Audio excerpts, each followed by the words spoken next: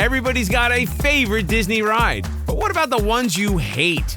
We asked our readers, what's a Disney World ride that you'd be okay with never riding again? There's no question you love Walt Disney World, and we do too, but we know there are some rides you will never ride again. And that might be the case for us as well. Some of us have to ride all the rides because we've got to do challenges and stuff, but you don't have to. And we asked what kind of rides you were never going to ride again. And let me tell you, you told us. RJ, how are you feeling on this topic today? Listen, I've got a lot to say about this topic, and I know you guys are expecting me to say Haunted Mansion, but I'm not going to do that, okay? Because I would actually get on Haunted Mansion before I got on this ride, and that's no cap. Yes, y'all. I know that's saying a lot, okay? I would relive my trauma before getting on this attraction. And that's childhood trauma, which is deep. And listen, many of our followers agree with me. And the ride I'm talking about, Mission Space. Oof. Listen. Jenny P says, Mission Spew. Now, if you know, you know. Mission Space is an attraction, of course, located in Epcot, and it is a space training simulation type ride where literally you get on this ride and it simulates you taking off and going to space. Now, we do know that Disney worked with NASA and astronauts to perfect this ride and get it to feel as real as possible. And when I tell you this ride feels as real as... I've never been to space, but I imagine if space is like that, I'm gonna just stay right here, okay? I'm gonna stay on Earth. No thank you, aliens. No thank you, NASA. You can keep it, because it's not for me. What do you guys think? The fact that it's the only attraction that has two different levels of hey, if you want to feel this amount, this crazy sense of G-forces, but that could be really intense. So we had to build a whole separate section because it's that intense. So on Mission Space, there are two sides. There's the orange side and there's the green side. The orange side, the Mission to Mars, where it literally, extreme amounts of G-force. So basically, it spins you around, it puts you in a dark closet, and it spins you around as quickly as possible and make you feel like you're being pinned up against the back of the wall to make you feel like you're being launched. And it can get so intense. It's the only attraction with little paper bags that are ready for you. And then there's the green side that is less intense, that doesn't have those extreme G-forces. But I mean, the fact that you had to build a second attraction that's less intense just so people would ride it, that's speaking so many volumes. It's true. When I was doing trying to ride all 17 thrill rides in Walt Disney World in one day challenge, I got put in a vehicle by myself. And something was going on. It needed some WD-40 because it was screaming and wailing like a banshee, and I was alone. And I thought it might be the end. Initiate first stage separation now. Computer override initiated. 0G confirmed. What? You're looking good, team. Is this a haunted house now? Pilot. What is that noise? Second stage rocket. Now. Oh my gosh. Override. Velocity 15,000. What are those noises? Yesterday, I was in Epcot and I was walking by a woman who had like a compress on her forehead, and she was going like this. And oh my God. I passed her, and then I thought, she just rode Mission Space, Orange Mission. I need to go back there and make a recommendation that she get out of the direct sunlight. So I actually walked back and recommended the area as you're exiting Test Track, because there's all these benches, it's very quiet, lots of air conditioning, and she was very grateful. Keep that in mind if that ever happens to you. Don't sit outside in direct sunlight, because that's what everybody does. You can't think about how to get yourself out of there. You got to just sit down and have something cool and wet on your forehead. I get it. Go to the exit of Test Track, go through the gift shop and sit in there. You know, something interesting, AJ from Disney Food Blog was told by Imagineers that she passed on to me.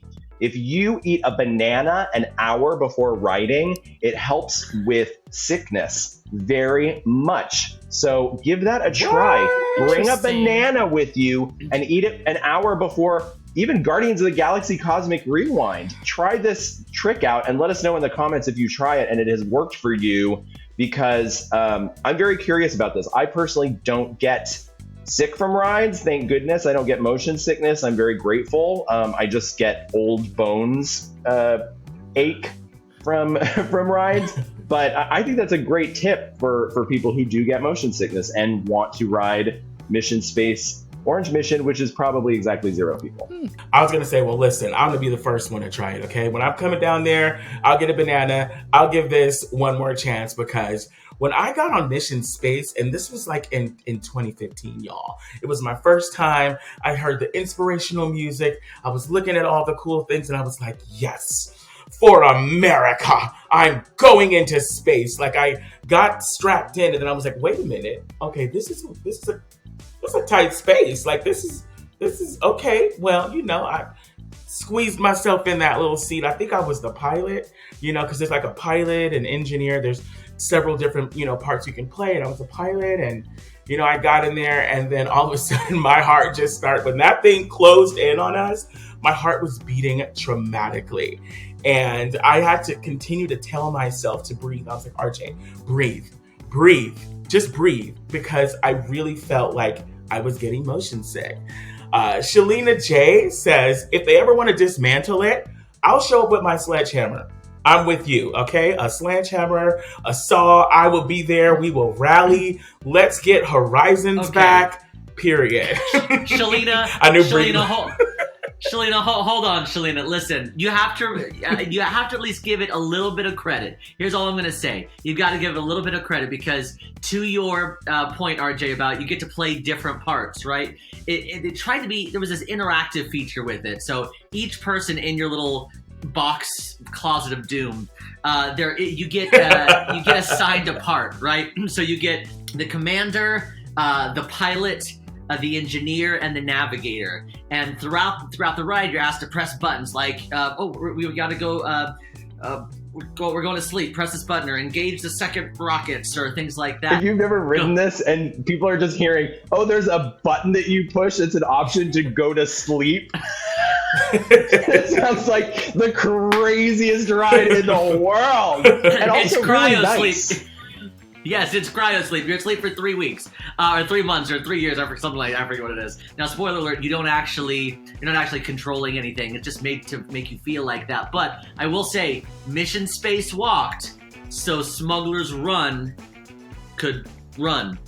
You know what I mean? Because Smuggler's Run is actually a part ride, part actual video game. Everything that Mission Space wanted to be, Smuggler's Run is. So I feel like Mission Space played a little bit of a part in that. It's on a turntable too, which is not centrifugal. I mean, you don't feel the centrifugal force at all, but it does turn. That's how it loads and unloads people from the queue, and so that is interesting. There are a lot of, some similarities. So okay, I'm with you. When you're a little kid and you're like, what am I going to be one day? Like, what do I want to do?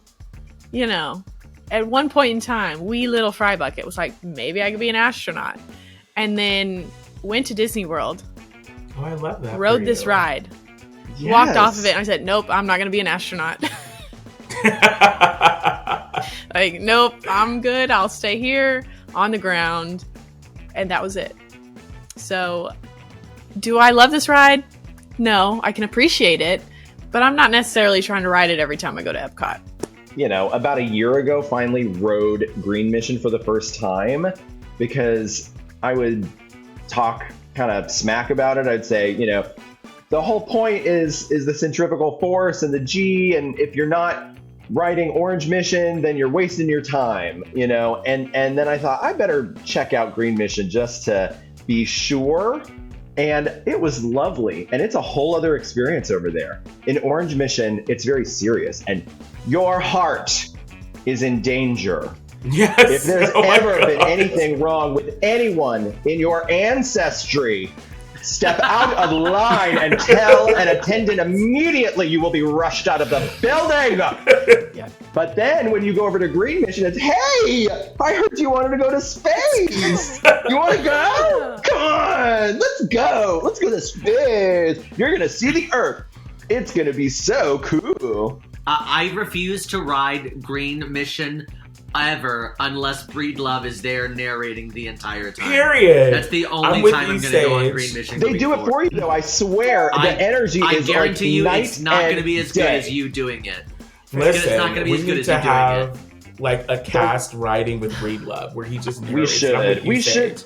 We I'm should with you. actually do a video where we all ride all of everyone's least favorite rides or the rides they'll never ride again. Where we all go done. together and have the experience.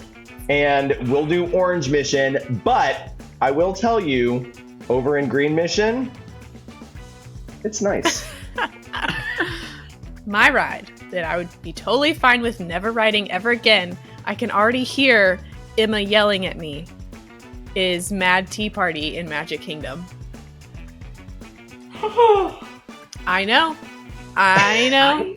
One of my favorite memories I've ever had with you was on that ride. I know, and that's what makes it so hard to admit. But it's the truth. It's the truth. You know, I got to be honest with It's you not all. personal, Breedlove.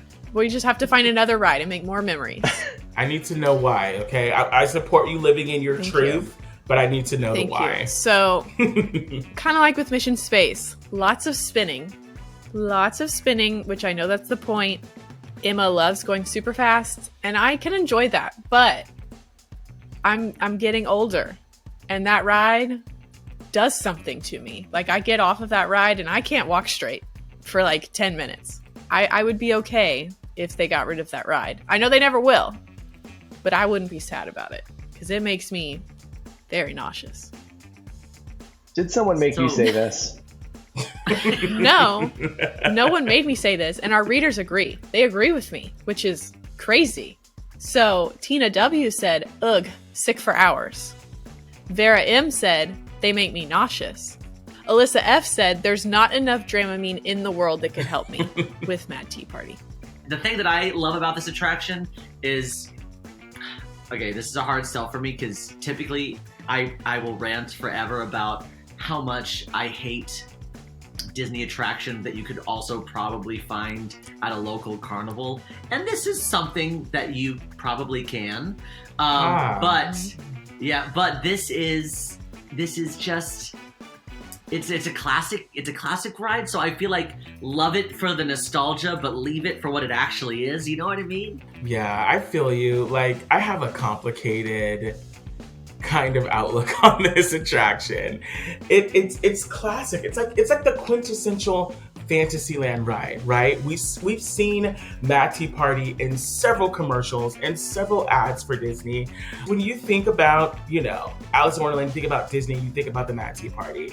For me, it's all about the aesthetic, though. I'm not gonna lie. I can't tell you how many times I've gone on it just to take that stereotypic video and picture of me. Oh, guys, we're spinning.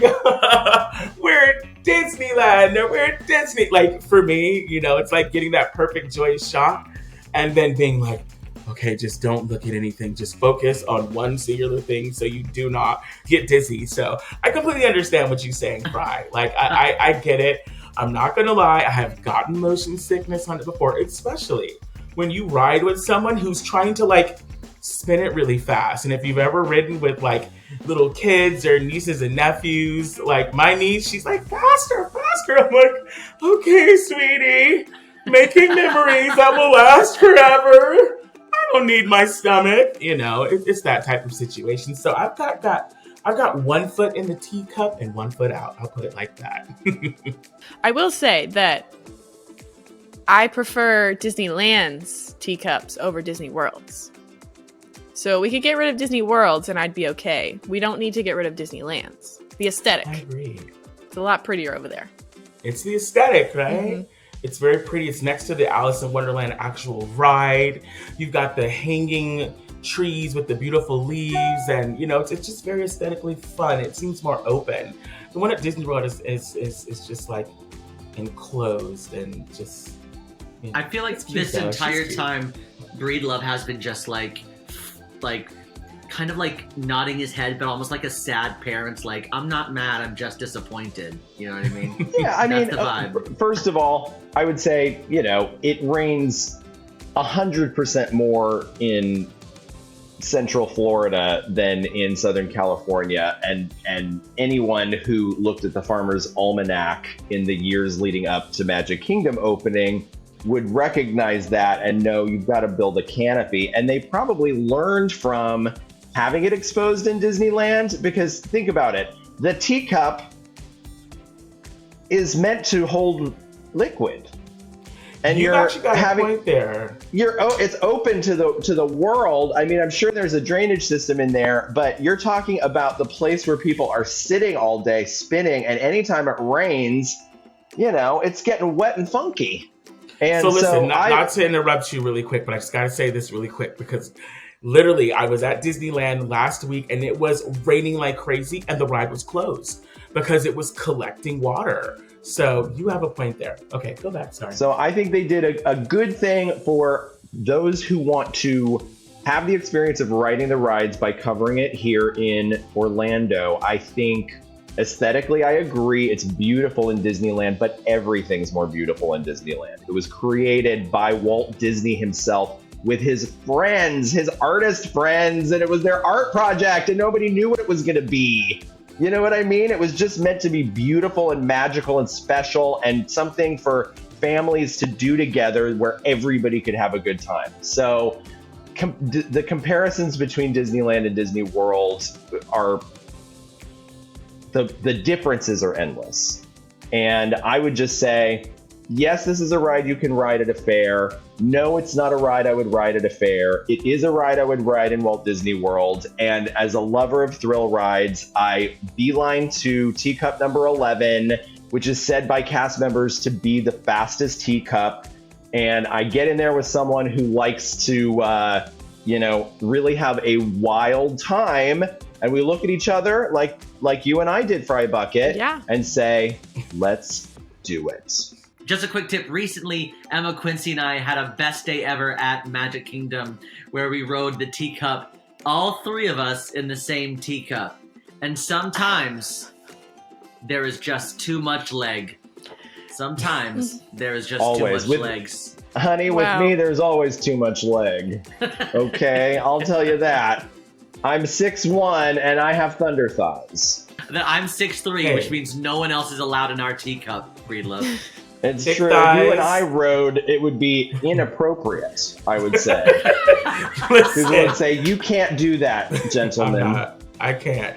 We should all dress up like tea bags, and we should go ride that tea party. There's a whole section of this, and I started it. One of us could be green tea, or we would just get shirts that say like green tea, Earl Grey, and we could all get in it and just wear tea bags, maybe for Halloween night or something. I think you just broke Sage. Okay. That's creative. That's creative. We could get little hats with strings on them, and then we'll just have the shirts. I was confused by the idea, but now I'm in love with it. Well, I'm not going to lie and say this is a ride that I won't ever ride again.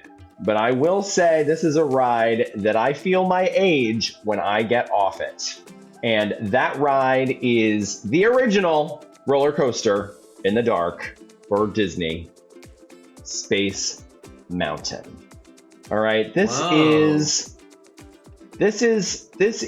something that I rode the other day, and this is something that I more and more say as I'm getting off or trying to get off, which I'm not going to steal anyone else's line because one of our viewers actually said the same thing, but the hardest part for me is actually getting off of this, because you have to sink yourself down into a little tube.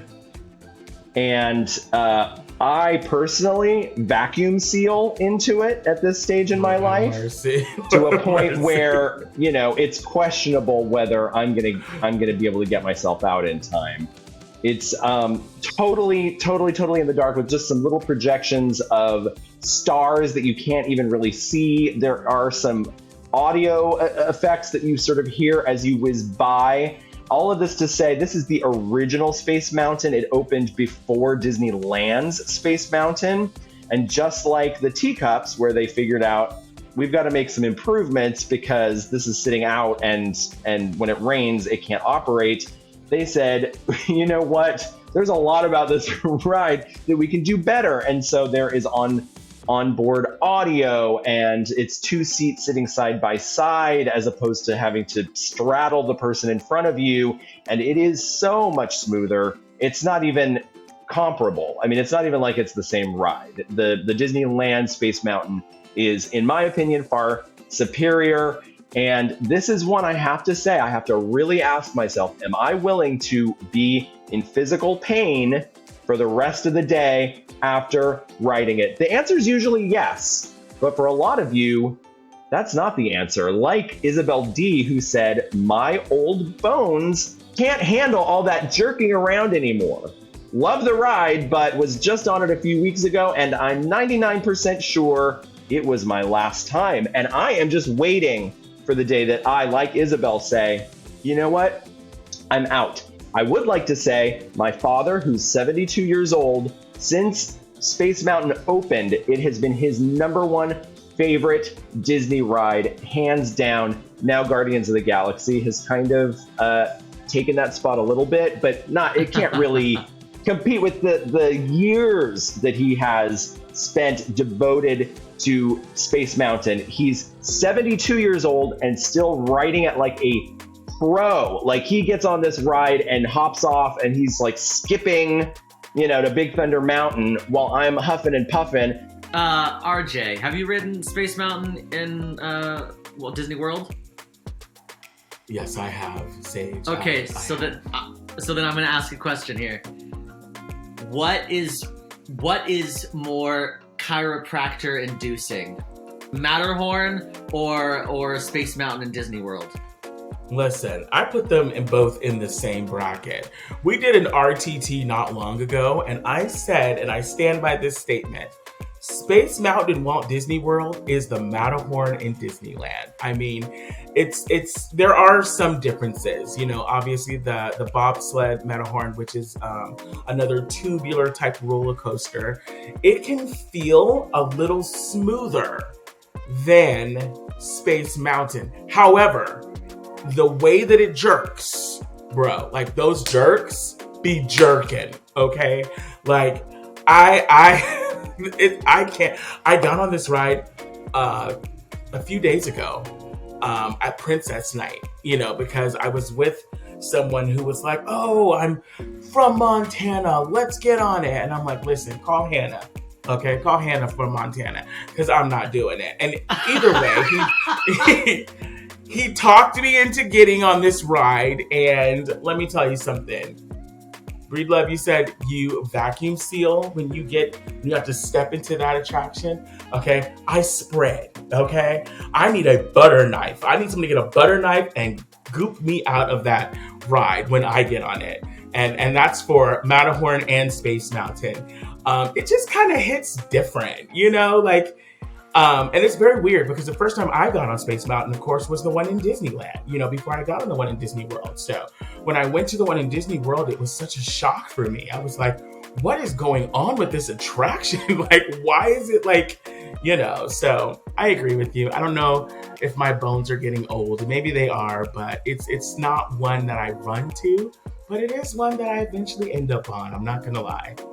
Sean H says, as I have aged, it kills my neck and back. Plus, I spend the entire ride wondering how the heck I am going to get out of it. So we are not alone, RJ. Am I ready to say I'm never riding Space Mountain again? No, absolutely not. Recently, I had the opportunity to ride Space Mountain with the lights on, which was, it happened mid-ride.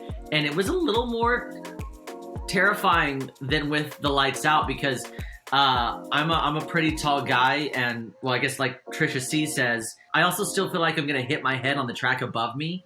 And when the lights are out, I don't know what it is, because it's like you can see glimpses of the scaffolding, and I'm like, oh, is that? I don't know how close that is. I will say, with the lights on, it's very clear. You're definitely, there's no way you're gonna hit your head, or the scaffolding is far away from you. So the dark is deceiving when all that comes into play. But with the lights on, it feels like you're in this giant mouse medieval trap, and you're running through there, and it's kind of terrifying. But I do want to relieve anybody, because this is the first time I've ever ridden it with the lights on. Just want to make sure everybody feels relieved who is taller, that there's no way you're gonna hit your head on anything. It's the dark deceives you. The dark is deceiving. You know what Leah M said? She said, I look like a baby giraffe learning to walk, getting out of that thing.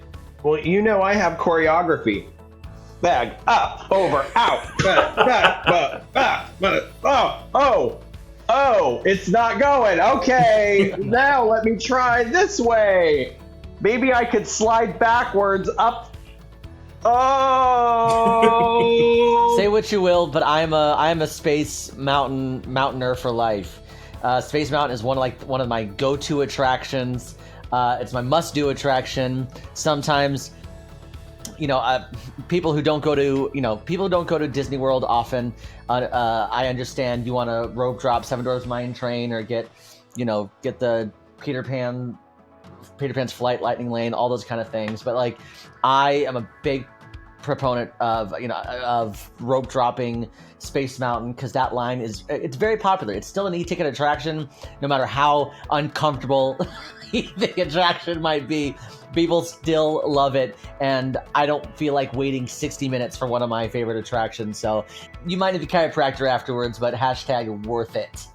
The next attraction is going to be shocking for a lot of people, because it is a very popular attraction at Disney's Hollywood Studios. And typically the ride that I would get rid of at Disney's Hollywood Studios, or that I would not ride again in Hollywood Studios, is surprisingly Rock and Roller Coaster. Rock and Roller Coaster is a high-speed, high-thrill roller coaster attraction. It's the only attraction at Walt Disney World where the roller coaster goes upside down. It's got a crazy launch at the beginning. It's basically you are racing through the streets of Hollywood to get to an Aerosmith concert in your super stretch limo. Brenda R says, our necks really hurt, and it felt like a complete whiplash. And 1,000%. It is a full-fledged, fast and loose, going crazy. There's a whole overhead harness where, I will say in the front it's pretty smooth, but anywhere else in that vehicle, specifically from the middle all the way to the back, your head is being bashed around like nobody's business. It is a fast and loose roller coaster. That is another complaint I will say about Rock and Roller Coaster for me, is that the theming just kind of missed the mark. I don't know what it was exactly, but... Well, to understand the theming, we have to look back at how it happened and talk about a ride called Superstar Limo, which was an opening day attraction in Disney California Adventure. I was just gonna say and originally, it was meant to be a fast-paced paparazzi chase, and very, of course, tragically, broke everybody's heart at the time, and still to this day. That's how Princess Diana was killed in a car chase with paparazzi. So of course they couldn't come out with a hot new Disney ride with that premise. So the two ideas split, and they created a dark ride that was involving celebrities and driving through Hollywood in a limousine, and all of those kind of ideas. And then for Rock and Roller Coaster, they went with more of the original concept, but without the paparazzi and without the high-speed chase. They were just rushing to get to their show. So when you think of it like that, and go back and consider sort of why they chose to do it, I understand. And I'm actually glad that we got a version of the ride and that it exists in its original form pretty much to this day. We'll see after the refurbishment. They haven't said anything aesthetic is being changed, but I guess you never know. I think it's pretty wild that you don't want to ride this ride ever again because of the fact that you already shared it's the only roller coaster at Disney World that actually goes upside down. Why would we ever get rid of that? But it's okay if you're not a thrill rides person. I am. So I want all the roller coasters. I would rather ride Rock and Roller Coaster than Mad Tea Party, of course. You're right, Frank Bucket. I will say I am a big thrill ride person, but not every thrill ride is for every thrill seeker.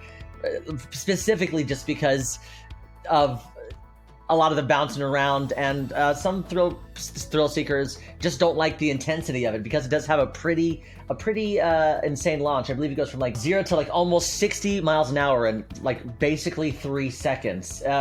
So Donna O says it's just too fast. It's too fast, and I get it. Not every thrill seeker enjoys every thrill ride, so that's totally understandable. So they actually did do a retheme in Disneyland Paris of Rock and Roller Coaster. It's no longer Rock and Roller Coaster. It's no longer Aerosmith themed. It's now called Avengers Assemble Flight Force. Oh, wow.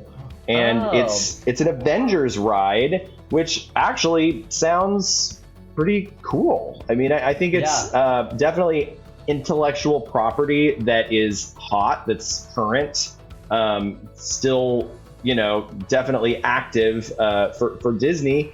And I think it's big. It sounds big in France and in Europe anyway, because they have the Avengers Hotel. But there's a huge Avengers presence in Disneyland Paris, which leads me to believe it's a very popular franchise there. And, I think it's conceivable that someday we could see Rock and Roller Coaster starring Aerosmith rethemed to something Avengers or something completely different. Who knows what Disney will own by then? Not that anybody asked, I will cast my vote for Mission Space. Do a search on AllEars.net for anything Disney or Universal and get results that will blow you away. Be sure to like and subscribe, and most important, join the All Ears community by following us on social media at AllEars.net. Have some thoughts the cast missed? Let us know down in the comments. This is Chris for AllEars.net. See you next time.